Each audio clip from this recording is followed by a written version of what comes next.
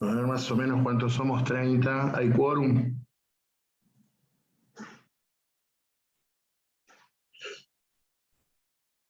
Entonces, como les venía diciendo, ¿me escuchan? Sí. Sí, sí, profe. Sí, sí.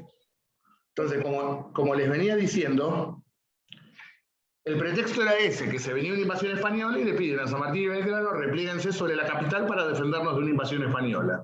Invasión española que, reitero, no existía. Y que San Martín lo que le plantea al directorio es lleguen a un acuerdo con Artigas, porque si nos van a invadir no podemos estar peleándonos entre nosotros. Pero claro, el directorio no podía llegar a un acuerdo con Artigas porque precisamente estaba haciendo todo lo contrario, haciéndole la guerra y apoyando indirectamente la invasión portuguesa. Como consecuencia de esto, entonces, el gobierno no quería ningún acuerdo posible, era ganar tiempo. Y reitera la orden a San Martín, venga a la capital. San Martín, ¿con qué le contesta? Yo no voy a pelear por un país que ni siquiera llega a un acuerdo frente al invasor extranjero. San Martín le contesta a Pueyrredón enviándole su renuncia. Claro, y Pueyrredón no podía aceptarle la renuncia a San Martín. Piensen ustedes, el héroe de la independencia, el padre de la patria, el costo político que hubiese significado aceptarle la renuncia a San Martín al mando del ejército. El que termina renunciando finalmente es Juan Martín de Pueyrredón, entonces. Para mediados de 1819, el director Pueyrredón renuncia y el Congreso elige como nuevo director de Estado a José Rondó y lo inviste de facultades extraordinarias. Cuando hablamos de facultades extraordinarias nos estamos refiriendo a facultades que van un poco más allá de aquellas que por constitución le corresponden al director o actualmente al presidente. Frente a una emergencia, se habilita al director para que dicte medidas que por ahí le corresponderían al Congreso, pero que ante la emergencia es necesario que se dicten ya, en forma muy pronta. Estábamos en guerra, por ejemplo, convocar a una leva forzosa, ordenar un reclutamiento, requisar propiedad privada para pertrechar a la tropa. En eso generalmente consistieron en el siglo XIX las facultades extraordinarias. Profe, Sí. Sí, adelante. sí, sí, son las mismas facultades extraordinarias que después usaría Rosas. El nombre es el mismo, pero facultades extraordinarias todo depende de qué es lo que la legislatura o el órgano legislativo te dé. No fueron Claro. todas las mismas facultades a lo largo de la historia. Bueno, gracias. Ahora bien, ¿qué es lo primero que hace Rondó? Reitera el pedido a San Martín y a Belgrano de que vuelvan a la capital. Y esto va a generar un conflicto. Va a generar un conflicto. Mientras tanto, ya Artigas está convencido de que el directorio no lo va a ayudar en la guerra contra Portugal, todo lo contrario, le está apoyando, y por lo tanto, Artigas, cansado de los ataques del directorio y de lo que considera la alta traición directorial, es decir, que el gobierno no quiere la paz ni prestarle ayuda contra Portugal, Artigas, ¿qué es lo que hace? Finalmente, le declara formalmente la guerra al directorio. ¿Por qué? ¿Qué es lo que necesita Artigas? Vencer al directorio en el campo de batalla, imponerle al directorio la declaración de guerra a los portugueses y con los recursos económicos y demográficos del resto del país, expulsar al invasor de su provincia. Reitero, Artigas le declara la guerra al directorio. ¿Por qué? Porque necesita imponerle al gobierno la declaración de guerra a los portugueses. Artigas le declara la guerra al directorio para que el directorio de una vez le declare la guerra a los portugueses. Por eso Artigas decide marchar directamente, no en una guerra defensiva, sino a lanzar una ofensiva sobre Buenos Aires. En este sentido, Artigas no puede marchar personalmente, no va a estar él al frente de las tropas, porque él está a cargo de la defensa de su provincia contra los portugueses. Lo que hará Artigas será delegar el mando en el comandante militar de Arroyo de la China, Arroyo de la China es la actual Concepción del Uruguay, provincia de Entre Ríos, Francisco Ramírez. Ramírez debía cruzar el río Paraná, ponerse en contacto con el gobernador de Santa Fe, Estanislao López, y juntos marchar contra el directorio con esta orden clarísima de Artigas: imponerle al directorio la declaración de guerra a los portugueses. Allí tienen a las figuras de Francisco Ramírez y Estanislao López. Ahora bien, esto termina de desmoronar el poder central. ¿Por qué? Ahora sí, frente a la declaración de guerra artiguista, Rondó reitera la orden a San Martín y a Belgrano para que vuelvan sobre la capital. San Martín va a convocar a una reunión de su Estado Mayor en el campamento de Rancagua. Va a tener una tenida también con la logia. Y claramente San Martín va a marcar la postura de que el ejército de los Andes no va a participar de guerras civiles ni de luchas intestinas y que se va a enfocar en la guerra de la independencia. Es decir, es lo que se conoce como la desobediencia histórica de San Martín. San Martín decide sustraer, sacar al ejército de los Andes de la guerra civil. El ejército de los Andes no está para guerra civil, el ejército de los Andes está para pelear la independencia. E inclusive San Martín renuncia a su grado de brigadier general del ejército argentino y culminará el resto de la campaña de la independencia con el rango de brigadier general del ejército chileno. Fíjense lo que le hicimos a San Martín. Ni siquiera pudo terminar peleando bajo la bandera de su propia patria. Debió luchar la independencia bajo el grado militar otorgado por otro país. Porque acá estaban más preocupados por pelearse entre ellos que en consolidar la independencia. Por lo tanto, el directorio se ve privado de uno de los principales ejércitos en la guerra contra Artigas. Mientras tanto, el ejército del norte estaba en pleno proceso de descomposición. Belgrano lentamente había iniciado la marcha, bajando rumbo a Córdoba. Sin embargo, ya estaba enfermo de muerte, moriría al año siguiente. Delega el mando en el general de la Cruz y vuelve a Tucumán. Tucumán, que se subleva contra el poder central en el mes de noviembre de 1819. Se subleva la guarnición de la ciudadela de Tucumán, esa ciudadela que había construido Belgrano para la célebre batalla. Desconocen al gobernador intendente enviado por el directorio y en un cabildo abierto se proclama Tucumán como provincia autónoma y designa a Bernabé Arauz como su gobernador. Por lo tanto, ahora Tucumán desconoce la autoridad del poder central. Y lo que queda del ejército del norte se termina sublevando en la posta de Arequito, ciudad donde nació esta que canta folclore, revolea el poncho y que lucra en el programa La Voz. Allí en Arequito se subleva el ejército del norte por presión del general Juan Bautista Bustos y de los coroneles Alejandro Heredia y José María Paz, que tampoco quieren formar parte de la guerra civil. Esta desobediencia de los ejércitos es lo que se considera como la quiebra del poder central. Se quiebra la disciplina, se quiebra el orden.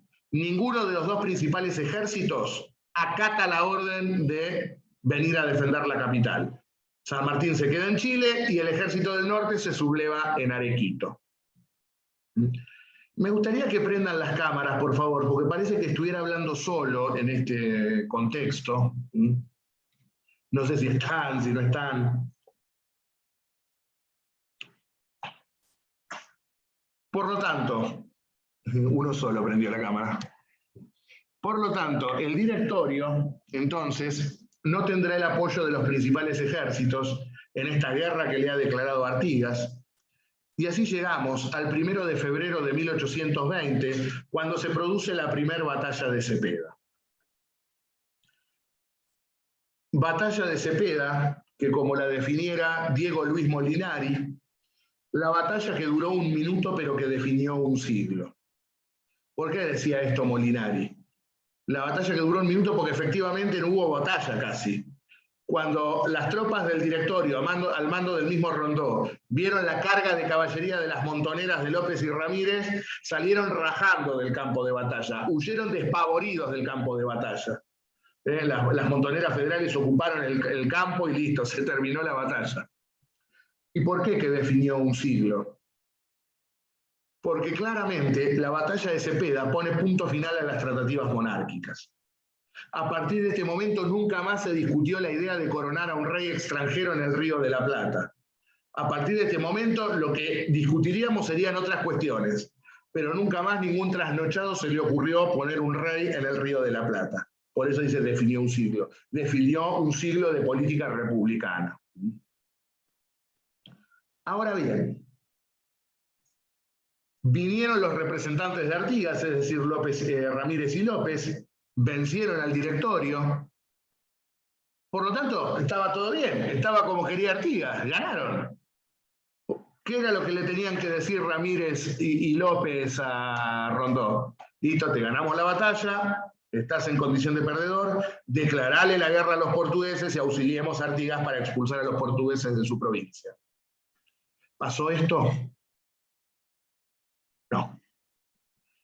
Vamos a ver que siempre hay un pero en nuestra historia. Cuando parece que los patitos se pusieron en fila, siempre hay uno que hace la gambeta y se va.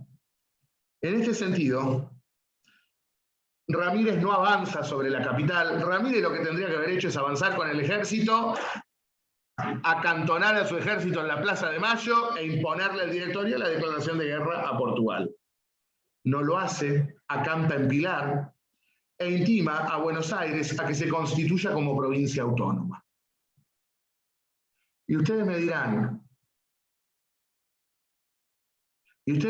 ¿por qué le piden a Buenos Aires que sea provincia autónoma? Si el problema no era si Buenos Aires era autónoma o no, el problema era otro, era auxiliar a su jefe político en la guerra contra los portugueses. Ramírez, creo yo, instigado por muchos hombres que constituían una verdadera bolsa de gatos que venía marchando con ese ejército, ahora los voy a mencionar, claramente veían que Artigas prácticamente estaba liquidado y que Ramírez podía ser el jefe de la nueva Argentina federal. Por lo tanto, esto podría explicar el por qué Ramírez, en vez de acatar la orden de su jefe, marchar sobre la capital e imponer la guerra a los portugueses, decide acampar en Pilar y esperar a que Buenos Aires se convierta en provincia autónoma. En Buenos Aires el mando había quedado delegado, como siempre, en el Cabildo. Ahora pasó una semana, Buenos Aires no produjo ningún cambio político y Ramírez decide reemprender la marcha. Frente a este panorama, entonces, finalmente, el 11 de febrero de 1820, Rondó renuncia a su cargo de director de Estado y el Congreso, o el esqueleto que quedaba de Congreso, se disuelve. No hay director, no hay Congreso. Ha caído el poder central. La batalla de Cepeda también marca la caída del poder central. No queda ninguna autoridad de carácter nacional. Ha renunciado el Congreso, ha renunciado el director y se ha disuelto el Congreso.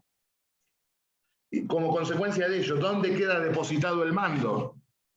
Como en las jornadas de 1810, como en las jornadas de 1812, como en las jornadas de 1815, en el Cabildo de Buenos Aires. Y esto marca también un hito en la historia constitucional argentina. ¿Por qué? Porque surge una nueva entidad federal, surge una nueva provincia. Ahora sí, surge Buenos Aires como provincia federal autónoma, surge Buenos Aires como ente de derecho público, surge Buenos Aires como provincia propiamente dicha. La caída del poder central marca esto, el surgimiento de la provincia de Buenos Aires como tal. Antes era una mera dependencia de los gobiernos de Buenos Aires. Ahora bien, había que dotar a esta nueva provincia de un gobierno. Reitero, provisoriamente ejercía el mando el Cabildo. Inmediatamente el Cabildo nombra al general Miguel Estanislao Soler como jefe de la defensa de la ciudad, un hombre que había sido oficial del Ejército de los Andes. Y el Cabildo convoca inmediatamente, haciendo uso del Estatuto de 1815, a comicios para organizar la ciudad y darle un gobierno a la provincia. Convoca a comicios ¿para qué? Para elegir electores que formaran una junta electoral que designara un gobierno definitivo. Es decir, se tenían que hacer elecciones en la ciudad, en Buenos Aires, y elecciones en el interior de la provincia, ¿para qué? Para elegir una junta electoral, y esa junta electoral debía elegir al gobierno definitivo. Sin embargo, la situación apremiaba, la situación era bastante anárquica en ese contexto. Por lo tanto, ¿qué es lo que decide hacerse? En vez de llevar a cabo las elecciones, el Cabildo invitó con urgencia a los vecinos principales de la ciudad a reunirse esa tarde en la sala capitular. Y en el marco de ese Cabildo abierto, se eligieron 12 tipos que que representarían a la ciudad en esa junta electoral que debía elegirse. Esta junta electoral tomaría el nombre de Junta de Representantes, que debería elegir un gobernador, y esta Junta de Representantes fue la primera legislatura de la provincia de Buenos Aires. Así surgió el primer órgano deliberativo, el primer órgano representativo de la provincia. En este Cabildo abierto de febrero de 1820 se eligieron 12 nombres que conformaron una Junta de Representantes, y esa Junta de Representantes elige a Manuel de Zarratea como gobernador de la provincia de Buenos Aires. Manuel de Zarratea sería el primer gobernador de la provincia. Reitero, esta Junta de Representantes fue la primera legislatura de la provincia de Buenos Aires. A partir de este momento, cuando yo diga el término sala de representantes, junta de representantes o legislatura, me estoy refiriendo a lo mismo, al poder legislativo provincial. ¿Me siguen hasta acá? Ha surgido Sí, Buenos perfecto. Aires como provincia autónoma, se ha conformado una junta de representantes que actúa como legislatura y se elige a un gobernador, Manuel de Zarratea. Aquel que había sido miembro del primer triunvirato y que ahora parecía que era federal. De repente don Manolo Zarratea era federal. Y ustedes me dirán, ¿y Zarratea qué tocaba acá? Porque no lo hemos mencionado prácticamente desde los tiempos del triunvirato. Zarratea era el candidato de López y Ramírez para el gobierno. Zarratea había marchado a conversar al campamento federal para ver si tenía la protección de ellos para ser gobernador. Ya había transado Zarratea con López y con Ramírez, y tenía el visto bueno de los caudillos federales para que fuera el nuevo gobernador de la provincia. Porque todos los cañones apuntaban a Soler, que era el dueño de la única fuerza que había en la provincia para que fuera gobernador. Sin embargo, termina siendo Zarratea con apoyo de estos dos, de López y de Ramírez. Ahora bien, entonces tenemos Buenos Aires y López y Ramírez, que venían en representación de la Confederación de los Pueblos Libres. Pero ¿qué había pasado en el medio? Y que con esto quizá me da la razón, con esta interpretación que hago yo, de que Ramírez pretendía ser el nuevo jefe de esta federación. Llega al campamento federal la noticia de la derrota definitiva de Artigas en Tacuarembó. Artigas es definitivamente derrotado por los portugueses en Tacuarembó y cruza con tan solo 16 fieles el río Uruguay, al lado entrerriano, con lo cual ha desaparecido la provincia oriental. Ha quedado definitiva y totalmente ocupada por los portugueses. Y en este sentido, junto a los jefes federales, a López y Ramírez, venía un político chileno llamado José Miguel Carrera, hombre opositor a San Martín y O'Higgins, que lo único que le interesaba era un gobierno amigo que lo ayudara a recuperar el gobierno de Chile. Y Carrera le endulzó el oído a Ramírez, le dijo: vos sos el hombre, Artigas está derrotado, ya está, vos tenés que ser el jefe de la nueva Argentina Federal. Y a Ramírez le gustó esto: voy a ser el jefe de la nueva Argentina Federal. Por lo tanto, ¿qué es lo que decide hacer Ramírez? Traiciona a su jefe político, lo traiciona a Artigas. ¿Por qué? Reitero, la orden y el porqué de la guerra, por qué habíamos ido a la guerra, por qué tuvimos una guerra entre los pueblos libres y el directorio. Para que el directorio le declarara la guerra a los portugueses. Ya hemos visto que esto no ocurre ahí a la brevedad. Y lejos de esto, decide conformarse una alianza política entre la provincia de Santa Fe, la provincia de Buenos Aires y una provincia que no existía, pero que Ramírez se autotitula gobernador, Entre Ríos. Entre Ríos no existía como provincia autónoma, no era una provincia. Eran las 5 dependencias militares, algunas de las cuales dependían de Santa Fe y otras de la provincia oriental. Se autotitula gobernador de Entre Ríos y se firmará un acuerdo sellando una alianza entre estas 3 provincias. Con lo cual, lo que tendría que haber sido un acuerdo bilateral entre la Confederación de los Pueblos Libres, representada por Ramírez, y el gobierno del directorio, o en su defecto, había caído el directorio, el gobernador de Buenos Aires como sucesor del directorio, termina siendo una alianza entre 3 provincias, que no representaban absolutamente a nadie. Esta es la traición de Ramírez a su viejo jefe político. Y es así como, entonces, y por eso también Zarratea es elegido gobernador con el apoyo de estos, porque estaban todos en la misma sintonía política. Es así como, entonces, el 23 de febrero de 1820, estos 3, Ramírez, López y Zarratea, en representación de Buenos Aires, Santa Fe y Entre Ríos, firman lo que se conoció como el Tratado de la Capilla del Pilar. Reitero, la guerra había sido entre los pueblos libres y el directorio. Caído el directorio, la paz debió celebrarse entre aquellos y la naciente provincia de Buenos Aires. Tendría que haber sido un acuerdo bilateral entre Buenos Aires y la Confederación de los Pueblos Libres. Termina siendo, reitero, un acuerdo tripartito entre 3 provincias que no representan absolutamente a nadie. Y reitero, firma Zarratea como gobernador de Buenos Aires, López como gobernador de Santa Fe, y Ramírez se autoelige gobernador de Entre Ríos, cargo al cual nadie le había otorgado. Era simplemente lugarteniente de Artigas, comandante militar de Arroyo de la China. De comandante militar de una dependencia a gobernador de un plumazo. Y sí. ¿Se podría decir entonces que Urquiza es de la escuela del Pancho Ramírez? Considerando Exactamente. Muy bien ahí, como digo siempre, Entre Ríos, tierra de traidores. Ramírez, Urquiza. ¿Hay algún entrerriano para que se enoje? Claro.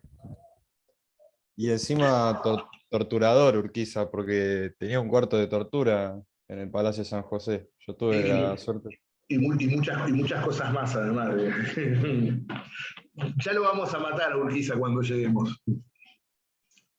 La otra cuestión, en este Tratado del Pilar no se menciona a la Liga Federal, no se menciona a Artigas como protector de los pueblos libres. Desapareció de la historia de repente. Y obviamente, lo más importante, no se le declara la guerra a los portugueses como era la voluntad del caudillo oriental. ¿Y qué es lo que establece el Acuerdo del Pilar? Por el artículo 1 se pronuncian por una forma de Estado. Se establece una forma de Estado. Y se han pronunciado en favor de la federación que de hecho admiten. Es decir, de hecho se reconocen como federales, se reconocen como parte integrante de un Estado federal. Ahora bien, ese Estado federal había que crearlo, jurídicamente hablando. ¿Para ello qué se hace? Se convoca un congreso en la ciudad santafesina de San Lorenzo en el término de 60 días. Reitero, se reconocen de hecho federales. esa situación de hecho tiene que pasar a ser de iure, de derecho. ¿Cómo hacemos para organizar jurídicamente una federación? Mediante un congreso que dicte una constitución. Entonces, estos tres convocan a un congreso a llevarse a cabo en San Lorenzo a los 60 días de firmado este tratado. ¿Venimos hasta acá? El artículo 1. Sí, sí. El artículo 2 es lógica. Veníamos de una guerra, ¿cómo hacemos para terminar la guerra? Contra el imperio declaramos la paz. El artículo 2 establece el cese de hostilidades, debiendo retirarse de suelo bonaerense las tropas tanto de López como de Ramírez. Siempre en este sentido, para analizarlo, ahora voy a decir alguna cosa de los pactos. Siempre cuando tienen un pacto por delante, ustedes tienen que analizar cuál era la situación que se venía viviendo. Si veníamos de una guerra, ¿qué es lo que va a ser el tratado? La paz. Si estoy en paz y me tengo que preparar para una eventual o futura guerra, ¿qué es lo que voy a establecer? Una liga defensiva y ofensiva. Este es un tratado de paz. Veníamos de una guerra, concertamos la paz y algunas cuestiones más. Luego veremos el Pacto Federal, el Acuerdo de Cuadrilátero, que fueron tratados que conformaron ligas defensivas y ofensivas. Este puede considerarse un acuerdo de paz. Y el artículo 3 es el que plasma la traición a Artigas. ¿Por qué digo esto? Dice así: los gobiernos de Santa Fe y Entre Ríos le recuerdan a Buenos Aires la difícil situación por la cual se encuentra atravesando una provincia hermana que se encuentra ocupada por un poderosísimo ejército, y como consecuencia de ello dejan librado a la reflexión de los porteños qué medida adoptar. Recuerden ustedes, la orden ¿cuál era? Declararle la guerra a los portugueses. ¿Qué es lo que hacen estos tres cretinos? Le recuerdan a Buenos Aires que la banda oriental le está pasando mal. ¿Y qué hacemos si le está pasando mal? Y lo que vos digas, si querés hacemos algo, si no querés no hacemos nada. O sea, no había ninguna cláusula perentoria para auxiliar a la provincia oriental. Simplemente, reitero, le recuerdan a Buenos Aires que la provincia oriental está invadida, haz lo que quieras. Ahora, ¿ven por qué digo lo traicionan Artigas con este tratado? El artículo 4, que es el otro que me interesa, está referido a los ríos. Acá volvemos de nuevo con el tema de la navegación de los ríos. Algo que fue arduamente debatido a lo largo del siglo XIX. El tratado dice que los ríos Uruguay y Paraná serán navegados únicamente por los buques de las provincias amigas, cuyas costas sean bañados por dichos ríos. Traducido al castellano, pues es inentendible cómo está redactado. Solamente podrían navegar por los ríos las provincias ribereñas. O las provincias argentinas, pónganle. Acá comienza la tradición de río cerrado en los pactos interprovinciales. Cuando hablo de río cerrado, ¿a qué me refiero? Es el principio opuesto a río abierto. Los que bogaron por tener los ríos cerrados y los que bogaron por tener los ríos abiertos. ¿Esto qué significa río abierto o río cerrado? ¿Que puedo navegar o que no puedo navegar? No, no pasa por ahí la discusión. Navegar puede navegar todo el mundo porque vos tenés garantizado a todos los habitantes entrar, transitar, permanecer y salir del territorio. ¿Qué es lo que se discute cuando hablamos de río abierto o de libre navegación de los ríos o de río cerrado? ¿Cuál es la ley aplicable? Eso es lo que debatimos cuando hablamos de río abierto o de río cerrado. Cuando hablamos de río abierto, ¿qué significa? Que se puede aplicar extraterritorialmente la ley. En este caso, ¿qué sería? Que en ríos argentinos que pasan por territorio argentino se aplique la ley extranjera. Regiría el mismo principio que en alta mar, la ley del pabellón del buque. Cuando hablo de río cerrado, ¿a qué me refiero? ¿Pueden navegar todos? Sí pueden navegar todos, pero sujeto a las leyes y reglamentos de nuestro país. Cuando en las bases de Alberdi, lo van a ver con Carlos, se habla de Dios no nos ha dado ríos tan anchos y caudalosos para que sean navegados por una sola familia, lo que pretende no es que navegue todo el mundo, sino que en territorio argentino se aplique la ley extranjera. Cuando hablamos de río abierto o de río cerrado, lo que está discutido es esto, lo que estamos discutiendo es esto, la extraterritorialidad en la aplicación de la ley. Cuando hablamos de libre navegación es esto, que en ríos argentinos se aplique la ley de la bandera del buque, o para decirlo correctamente, la ley del pabellón del buque. Viene un barco francés, aplico la ley francesa. Viene un barco inglés, aplico la ley inglesa. Viene un barco norteamericano, aplico la ley norteamericana. Río cerrado puede navegar el inglés, el americano, el francés. Sí, pueden navegar, pero sujeto a las leyes y reglamentos dictados por nuestro país. Los ingleses, principal potencia marítima en aquel momento, ¿qué era lo que pretendían? La apertura de los ríos, ¿para qué? Para comerciar libremente. ¿Y qué era lo que querían? Inmunidad, que en los ríos argentinos se aplicara su propia ley. De eso hablamos cuando hablamos de libre navegación de los ríos, no si pueden entrar y navegar. Obvio que pueden entrar y navegar. Lo que discutimos es qué ley se aplica. Con el artículo 4 de Pilar empieza la tradición en los pactos federales del sistema de río cerrado. Navegan todos, pero se aplica mi ley. ¿Se entiende cuál es el espíritu? Y ahora bien, el artículo 7 es sumamente importante. ¿Por qué? El artículo 7 es el que nos va a determinar, o por el cual López y Ramírez se van a justificar de por qué hicieron la guerra. Porque la guerra era para imponerle al directorio o a su sucesor Buenos Aires la guerra a Portugal. No lo hicieron. Entonces, ¿para qué vinieron? ¿Para qué declararon la guerra? Entonces, el artículo 7 dice: la deposición de la antecedente administración, es decir, la destitución del director y del Congreso, ha sido la obra de la voluntad general por la repetición de crímenes con que comprometía la libertad de la nación, con otros excesos de una magnitud enorme. ¿Cuál les parece que eran esos crímenes con que el directorio comprometió la libertad de la nación?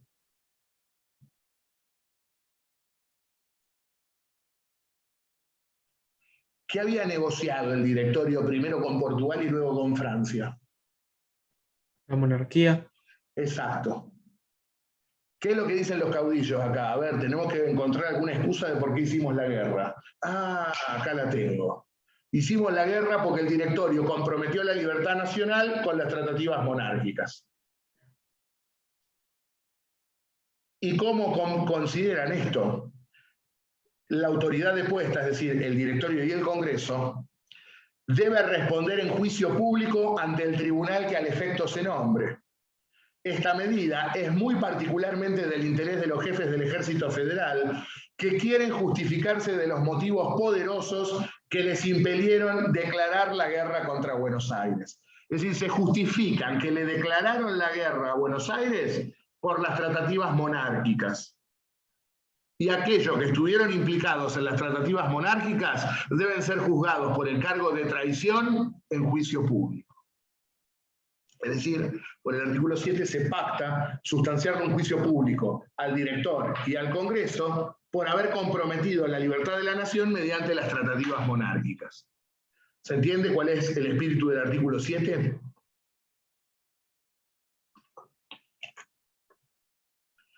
Y por último, a título también ilustrativo, el artículo 10 dice: aunque las partes contratantes están convencidas de que todos los artículos arriba expresados son conforme con los sentimientos y deseos del señor capitán general de la Banda Oriental, don José Artigas. O sea, ¿escucharon bien lo que leí? Estamos convencidos de lo que estamos haciendo es lo que quiere Artigas. ¡Qué mentirosos! Por no decir otra cosa, ¿no? Creo que cuadraría más otro tipo de calificativo menos refinado. ¿Mm? Y fíjense, ya no lo nombran como... Qué HDP, ¿no? Sí. Todavía no tengo confianza para esos exabruptos. Cuando lleguemos a Urquiza ya voy a estar desbocado, seguramente. como les digo, fíjense, ni siquiera lo mencionan como el protector de la Confederación de los Pueblos Libres. Del mismo modo que Ramírez se asciende de un plumazo, a Artigas lo degradan de un plumazo. Simple capitán general de la banda oriental. Ni siquiera gobernador lo nombran. Capitán general de la banda oriental. Y encima dice, según lo ha expuesto el señor gobernador de Entre Ríos, que dice hallarse con instrucciones privadas de dicho señor. Ramírez dice, sí, yo tengo instrucciones de Artigas de lo que estamos haciendo es lo que él quiere. Instrucciones que nunca mostró, obviamente, porque no las tenía. Y le remiten copia para, mira, te mandamos copia de lo que hicimos, si querés sumate, si no querés no te sumes, haz lo que quieras. Es decir, le estaban soltando la mano. Solo me resta decir del Tratado del Pilar, algunos libros, seguramente ustedes van a leer, que dicen, bueno, hubo cláusulas secretas. Si hubo cláusulas secretas, ¿cómo se conocieron? Es decir, que tan secretas no fueron, ¿verdad? Lo que sí, para mí no hubo cláusulas secretas, lo que sí es cierto que existió un acuerdo verbal entre Ramírez y Zarratea, porque Ramírez era cretino pero no tonto. Ramírez sabía que Artigas no iba a aceptar esta porquería, y sabía que Artigas se le iba a venir encima. Por lo tanto, hay un acuerdo in voce, un acuerdo verbal entre Zarratea y Ramírez, por el cual Zarratea se compromete a asistir militarmente a Francisco Ramírez, con armas, con tropas y con la flotilla. Pero no hubo un acuerdo secreto, fue más que nada de esto, un acuerdo verbal. Con esto tenemos entonces el Tratado del Pilar, el primer pacto interprovincial con el cual ustedes se topan, que es el primer punto de la bolilla 4. En este sentido, muchos sostienen que con el Tratado del Pilar se inicia la saga de pactos preexistentes. Aquellos pactos preexistentes que están mencionados en el artículo 2 de nuestra Constitución. Miren, creo que los pactos preexistentes tienen una interpretación mucho más restringida. Hay dos tesis con respecto a los pactos preexistentes. Una tesis amplia que sostiene que todos los acuerdos interprovinciales, hasta que se sancionó la Constitución, son pactos preexistentes. Y entra todo acá, Pilar, Cuadrilátero, Venegas, el Pacto Federal, etcétera, etcétera. Nosotros somos partidarios de una tesis más restrictiva, o de una tesis restrictiva, mejor dicho, por la cual solamente para nosotros pactos preexistentes son dos. El Pacto Federal de 1831 y el Acuerdo de San Nicolás de los Arroyos de 1852. Consideramos que estos son los pactos preexistentes porque fueron los que derivaron directamente en la sanción de la Constitución Nacional de 1853. Pacto Federal en su artículo 16, inciso E, establece claramente, con la creación de una comisión representativa, que cuando las provincias estuvieran en paz y tranquilidad debía convocarse un Congreso General Constituyente. Y el Acuerdo de San Nicolás, en su artículo primero, le confiere al Pacto Federal el carácter de ley fundamental de la Nación, y en su artículo segundo dice, habiendo llegado el caso previsto en el artículo 16, inciso E, del precitado tratado, es decir, estando reunidas las condiciones de las que hablaba el Pacto Federal, convocamos al Congreso General. Por lo tanto, por eso para nosotros estos dos son los únicos pactos preexistentes. Pilar para nosotros no es un pacto preexistente. ¿Por qué lo menciono entonces? Porque sé que muchos libros lo dicen. Y entonces ya les aclaro. ¿Los libros lo dicen? Sí, porque ascriben a una tesis amplia. Nosotros tenemos una visión más restringida de esto. Son aquellos que derivaron directamente en la sanción de la Constitución Nacional. ¿Alguna pregunta? Ahora, cuando se corta, descansamos un poquito y seguimos. Solamente les interpelo lo siguiente. ¿Les parece que Artigas aprobó esto? No. Obviamente que no. Por lo tanto, ¿qué es lo que se va a originar? La guerra entre Artigas y Ramírez. Entre